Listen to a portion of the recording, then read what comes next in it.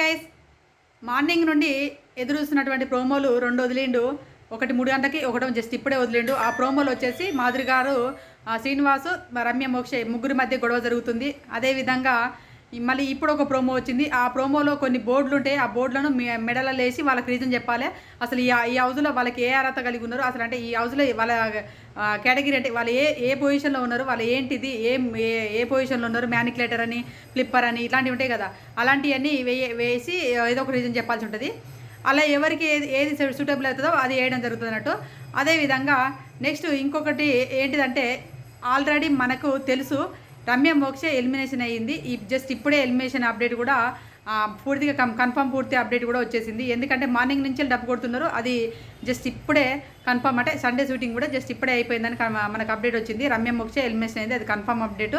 ఎందుకు ఎలిమినేషన్ అయింది చూసినట్లయితే, రమ్య మోక్షకి బయట ఉన్నటువంటి నెగిటివిటీ, తర్వాత లోపలికి వచ్చిన తర్వాత స్ట్రాంగ్ కంటెస్టెంట్ అయినటువంటి ఇద్దరు వ్యక్తులతో పెట్టుకున్నప్పుడు ఫస్ట్ నామినేషన్ చేసింది ఎవరిని? తనుజను.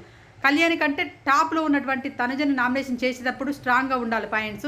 ఆమె పెట్టిన పాయింట్స్ స్ట్రాంగే, కానీ నిలదొక్కునే విధానం, అంటే ఆమె చేసినటువంటి బిహేవియర్, అక్కడ నామినేషన్లో చేసినటువంటి బిహేవియర్ కూడా ఆడియన్స్కి ఎక్కలేదు. ఆమె ఒక పొలైట్గా మాట్లాడే విధానం రాలేదు. నీ ఏజ్ పెరిగింది కానీ నీ బుర్ర పెరగలేదు నీకు, అంటే లాంగ్వేజ్, ఆమె మాట్లాడే లాంగ్వేజ్ కూడా జనాలకి కొంచెం అసహ్యం పుట్టించేసింది. అసహ్యం పుట్టియడం వల్ల ఆమెకు ఓటింగ్ అనేది డౌన్ఫాల్ అయిపోయింది. ఆమెకు వచ్చేసి మన సుమన్ శెట్టి గారితో బాండింగ్ పెట్టుకుంది. బాండింగ్ వద్దంటది, సుమన్ శెట్టి గారితో బాండింగ్ పెట్టుకుంది. మళ్ళీ బాండింగ్ లేనట్టుగా దూరంగా తిరగడం, ఈ వారం కొంచెం దూరంగా తిరిగింది.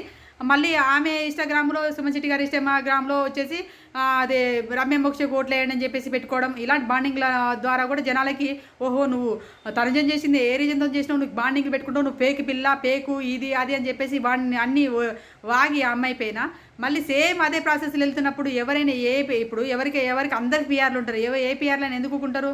ఆ అమ్మాయికి అంతా ఏమైందంటే ఒకేసారి నిన్న మన జరిగినటువంటి ఓటింగ్ల ద్వారానే ఆమె నామినేషన్లు అంటే ఏది ఎలిమినేషన్లకి రావడం జరిగింది. అంటే ఎలిమినేషన్ అనేది జరిగిపోయింది. అంటే నిన్న మన దాకా వాళ్ళ ఫ్యాన్స్ అయితే ఉంటారు కదా, వాళ్ళ ఫ్యాన్స్ వాళ్ళకి వేసుకొని వచ్చి టాప్ పొజిషన్లో పెట్టేసిన తర్వాత జస్ట్ 1 or 2 daysలోనే ఓట్లన్నీ రివర్స్ గుద్దేస్తారన్నట్టు. అంటే వీళ్ళకంటే డౌన్లో ఎవరు ఉన్నారు? శ్రీనివాస్ ఉన్నాడు. ఈ అమ్మాయి కంటే శ్రీనివాస్కి ఓట్లు వేయడం వల్ల శ్రీనివాస్ పైకి వచ్చేసి ఈ అమ్మాయి డౌన్లోకి వెళ్ళిపోవడం వల్ల ఈ అమ్మాయి ఎలిమినేషన్ అనేది జరిగింది. అది ఫెయిర్ ఎలిమినేషనే. నాకు తెలిసి అయితే అన్ఫేర్ ఎలిమినేషన్ అయితే కాదు, బిగ్ బాస్ ఓటింగ్ ద్వారానే ఎలిమినేషన్ చేయడం జరిగింది. మళ్ళీ అన్ఫేర్ అనుకునే వాళ్ళు ఉంటే కామెంట్ చేయండి అన్ఫేర్ అయితే. ఇది అండి అప్డేటు. ఇంకా 2 ప్రోమోల గురించి నేను లాంగ్ వీడియో చేస్తాను. దాంట్లో చాలా పాయింట్స్ ఉంటాయి, మంచి ఇంట్రెస్ట్ అయిన కన్వర్జేషన్ గురించి మాట్లాడుకుందాం. దయచేసి ఈ వీడియోకి లైక్ చేయండి, సబ్స్క్రైబ్ కూడా చేసుకోండి మా ఛానల్.